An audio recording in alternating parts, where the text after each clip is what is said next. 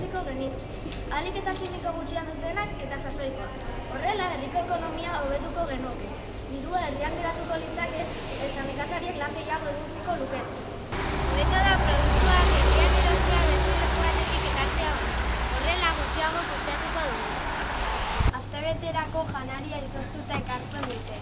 Guk janaria herrian erosiko genuke eta horrela energia gutxiago kontsumituko genuke janaria ez delako izoztu behar. Edomo produktuak erosiz janari gutxiago alferrik galtzea. Pizgarria murriztea eta konposta egitea lortuko dugu. Menua txuri beltzean inprimatuko genuke, plastifikatu gabeko paperarekin.